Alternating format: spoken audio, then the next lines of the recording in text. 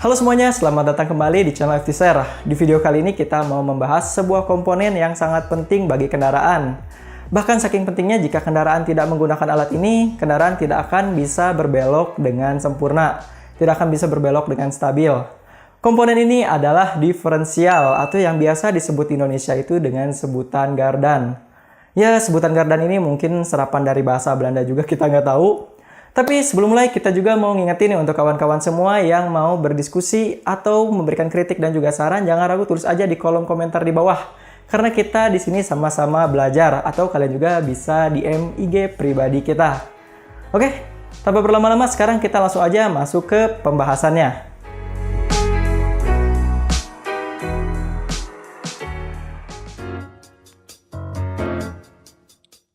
Diferensial merupakan suatu kesatuan gear yang sebenarnya sudah ditemukan sejak lama, yakni 100 tahun sebelum Masehi. Jadi sebenarnya teknologi diferensial ini termasuk teknologi yang lumayan jadul, di mana konfigurasi gear train ini digunakan untuk menghitung posisi matahari dan bulan. Tapi sayangnya hingga sekarang belum diketahui siapa sebenarnya penemu dari diferensial ini.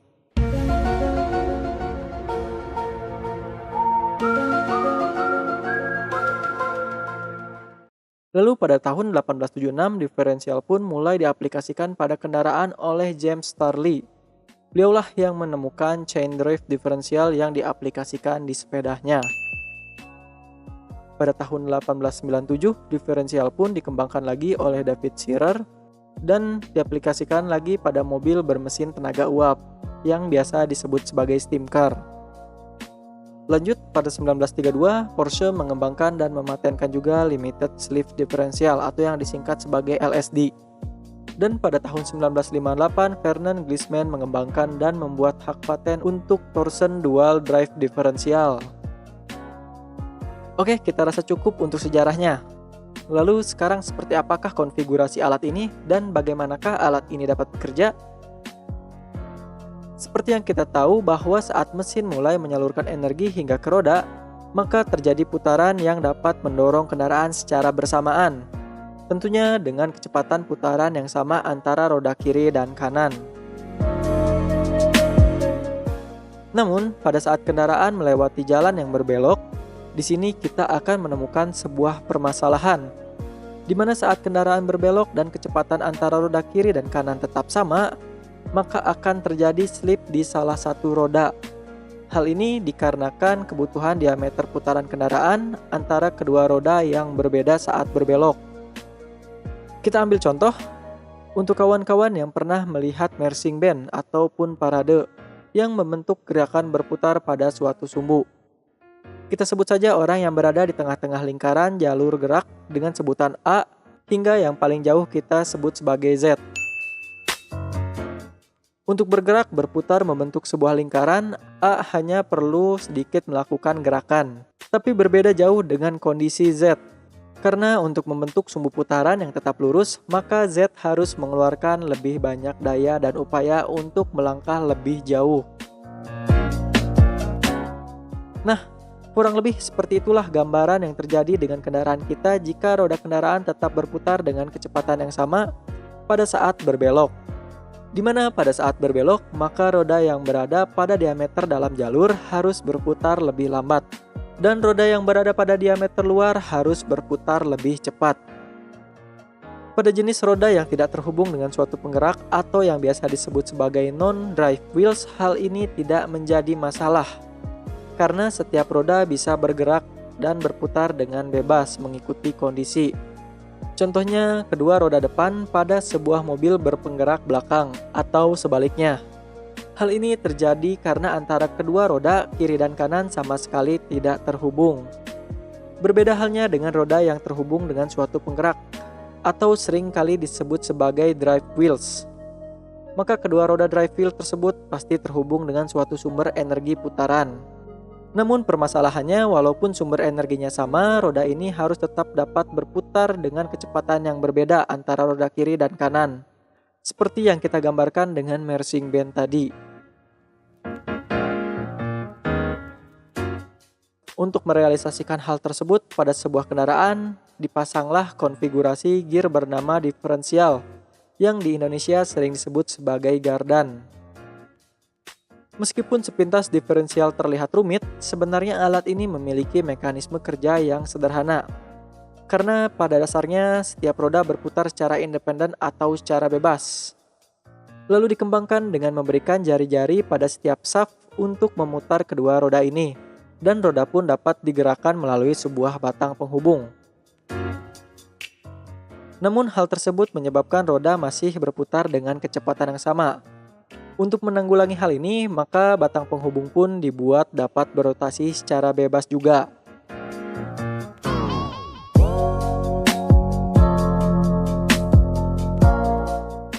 Di sini kita akan menemukan masalah lagi. Karena saat roda berputar terlalu jauh, batang penghubung akan terlepas dan putaran roda pun terhenti. Untuk menyelesaikan masalah ini, diperbanyaklah jari-jarinya hingga kedua roda ini dapat berputar secara bebas dan juga terus-menerus. Dan akhirnya kedua roda ini dapat berotasi dengan sempurna pada saat berbelok. Maka setelah dapat bergerak dengan sempurna, jari-jari ini pun disempurnakan menjadi gear. Jari-jari pada poros putar menjadi spider gear, dan jari-jari pada shaft yang terhubung ke roda disebut sebagai side gear. Oke, di sini masalah putaran roda sudah terpecahkan. Sekarang, bagaimana energi dari mesin yang berputar dapat tersalurkan hingga ke bagian diferensial atau gardan ini, padahal arah putarnya berbeda. Untuk memutar gear train diferensial, maka diciptakanlah crown gear atau crown wheels, dan juga pinion gear. Kedua gear ini bisa juga disebut sebagai axle ratio atau final drive ratio. Karena berbeda dengan gear transmisi yang dapat diatur, gear ini bersifat fix dan perbandingan rasionya menjadi penentu kendaraan akan disetting untuk akselerasi dan torsi atau kendaraan akan disetting untuk mencapai top speed. Biasanya perbandingan rasionya antara 4:1 untuk akselerasi yang baik namun top speed yang terbatas, dan 3:1 untuk mencapai top speed yang tinggi namun akselerasinya cenderung lebih lambat. Di mana angka lebih besar pada perhitungan kedua rasio tersebut adalah ukuran dari pinion gear, dan angka yang lebih kecil adalah ukuran dari crown gear. Di bagian ini diferensial sudah dapat berfungsi dan kendaraan pun dapat berbelok dengan sempurna. Namun di sini kita akan mendapatkan suatu masalah baru lagi. Karena penggunaan diferensial yang konvensional ini sangat memakan ruangan untuk kendaraan-kendaraan kecil, terutama mobil kelas sedan, yang menyebabkan mobil sedan berpenggerak belakang memiliki posisi tidur yang sangat tinggi di dalam kabinnya. Untuk menanggulangi hal ini, maka crown gear dan juga pinion gear yang semula menggunakan jenis bevel gear diganti dengan jenis hypoid gear. Langkah ini dilakukan agar posisi pinion bisa lebih diturunkan dan mengurangi benjolan yang diakibatkan oleh ruangan drive shaft pada kabin. Kurang lebih seperti itulah sistem kerja diferensial konvensional atau yang lebih dikenal dengan sebutan open diferensial. Dan dengan penerapan alat ini, kendaraan pun dapat berbelok dengan lebih baik dan juga lebih stabil karena kedua rodanya sudah dapat bergerak dengan kecepatan yang berbeda. Dan benjolan pada kabin pun dapat diminimalisir. Tapi jika kita tinjau lebih jauh, kita akan mendapatkan lagi kekurangan dari diferensial. Karena sifat dari diferensial konvensional atau open diferensial ini adalah menyalurkan energi kepada roda yang memiliki traksi yang rendah. Maka dari itu ketika ban melewati genangan air, ban tersebut bisa mengalami slip terutama pada kecepatan tinggi. Biasanya pada kecepatan tinggi itu sangat terasa.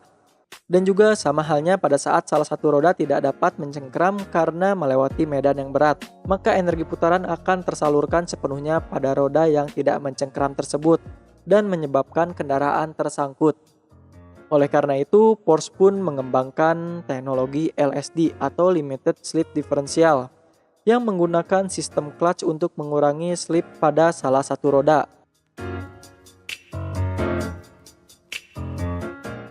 Di mana pada saat housing spider gear berputar, maka clutch akan ikut tertekan dan mengurangi terjadinya slip. Teknologi ini juga hampir sama dengan yang diterapkan oleh sistem torsi diferensial. Bahkan hingga saat ini sudah ada diferensial yang dikembangkan dengan menggunakan sistem auto LSD dengan memanfaatkan sensor ABS pada roda untuk mendeteksi selisih putaran antara kedua roda, di mana pada saat salah satu roda mengalami selip dan berputar dengan kecepatan yang tinggi, maka sensor akan secara otomatis melakukan pengereman pada roda yang berputar dengan kecepatan tinggi tersebut. Tujuannya untuk menghambat putaran dan membuat sebagian energi putaran itu tersalurkan ke roda yang terkunci. Nah, itu dia informasi yang bisa kita jelaskan mengenai diferensial. Itu baru basicnya aja dari diferensial, karena untuk diferensial itu ada juga tipe-tipe lain seperti LSD, auto LSD, atau torsi, dan bahkan ada 4WD, AWD, penggerak depan dan juga penggerak belakang. Mungkin untuk macam-macam dari diferensial itu bakal kita jelasin di video yang berbeda. Jadi untuk video ini cukup sekian aja. Seperti biasa, jika kalian ingin bertanya atau memberikan kritik, jangan ragu tulis aja di kolom komentar di bawah. Dan untuk kalian yang suka dengan video ini, jangan lupa tekan tombol like dan share video ini kepada kerabat kawan kalian semua, dan juga tekan tombol subscribe dan loncengnya supaya kalian gak ketinggalan setiap kita upload video baru. Dan tentunya hal tersebut sangat membantu channel ini berkembang ke arah yang lebih baik untuk memberikan informasi yang lebih berkualitas lagi ke depannya. Saya Muhammad Karim undur diri, see you in the next video and thanks for watching.